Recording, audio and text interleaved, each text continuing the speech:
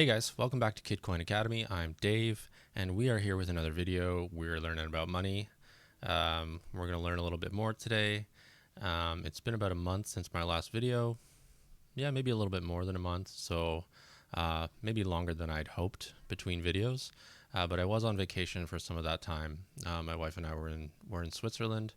It was lovely. We had an incredible time, and we're back. So we're back and we're ready to learn some more. So last video we talked about money as a medium of exchange.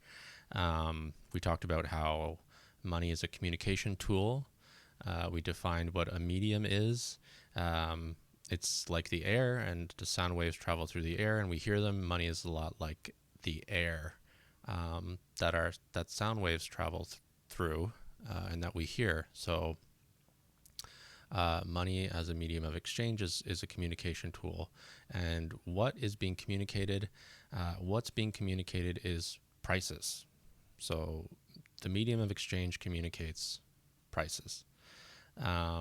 This video, though, we're going to be talking about the second property of money, money as a unit of account. So we're going to start off today by defining the words and the words we're using and what they mean. Kind of how we did last video. So when we say unit of account, we want to define these words. So let's start with the word unit. So a good way to think about a unit would be a component of a measuring standard. So imagine you have a ruler, and the ruler is 12 inches long. That's 1 foot. The unit would be inch. The ruler's 12 inches. There's 12 units of inches. Or if it's centimeters, the unit would be centimeters. So a unit is the base component of a measuring standard. So in a 12-inch ruler, 1 inch would be the unit that you're measuring something in. And money is a way of measuring. So money is a unit of account. Now, the word account is maybe a little bit trickier to define, but if you imagine an account as a piggy bank, let's say you have a piggy bank, maybe you have one in your room right now, and when you get spare change or coins or cash, you put money in the piggy bank. Now, imagine every time you put money in the piggy bank, it said how much you put in. And it kept track of how much you put in. That is an account. An account is a way of keeping track of how much money goes in or how much money comes out. So it would be a way of recording money. That's an account. So the unit is how we measure money, and the account is how we track it. So we track when we get it and how we spend it. That's an account. So those are the definitions of unit of account. And it's very important that money as a unit of account, it's very important that we all use the same measuring system. Otherwise things can get very confusing. And that's where this animation comes in.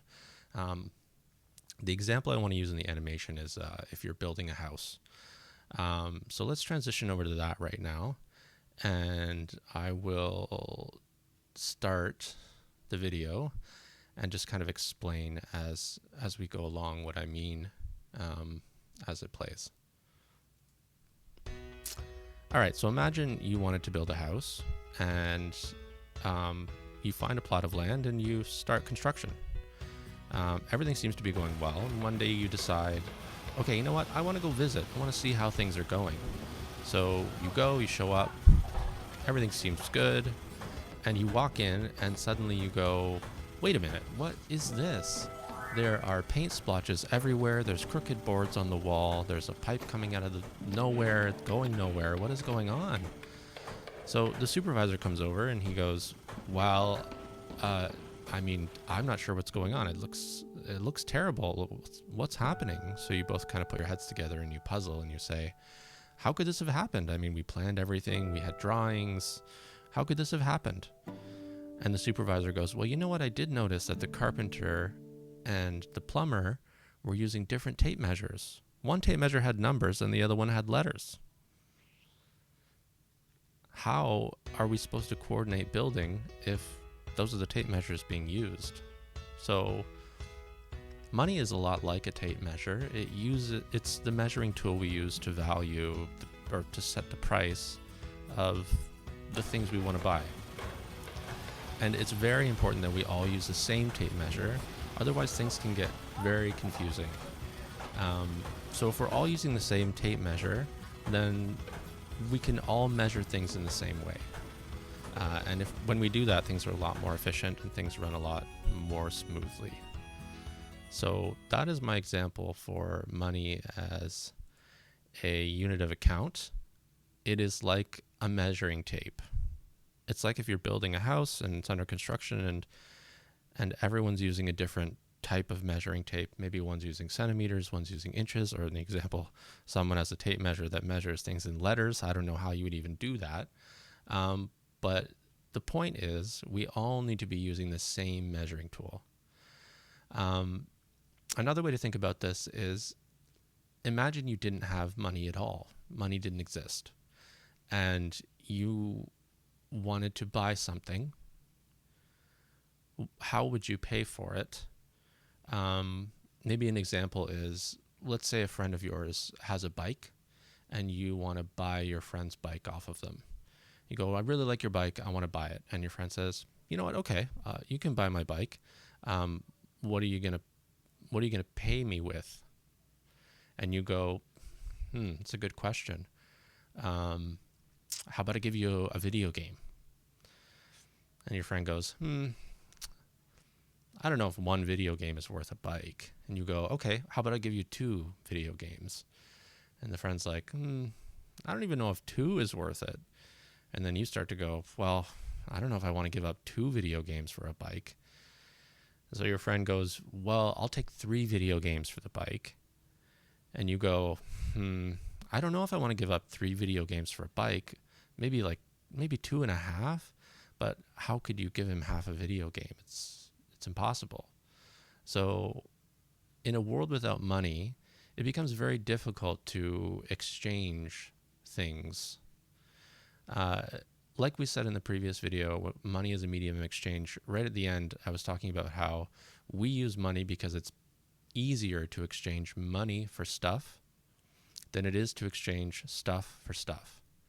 So money is a very important tool that makes exchanging things much, much easier. So it's easier to exchange money for stuff than it is to exchange stuff for stuff. So that's why we use money. And those are my examples for money as a unit of account. A bit of a shorter video today, but that is the whole lesson. So maybe not too difficult to understand, but now we have two tools, 2 concepts to think about as we go forward. Money as a medium of exchange, so how we communicate prices, and how we measure them, money as a unit of account. So those are the first 2 properties of money. The next video, we're going to continue talking about what is money. And the topic of the next video is going to be money as a store of value. Now, this one is a bit of a controversial one. We're going to be talking about some history. We're going to be talking about some famous economists and their ideas about whether or not it's important for money to be a store of value. But we will visit that in the next video. So thanks for coming out. Thanks for listening. I hope you found this insightful. If you want to, please like and subscribe. Yeah, I will see you guys in the next video. Thanks for joining me.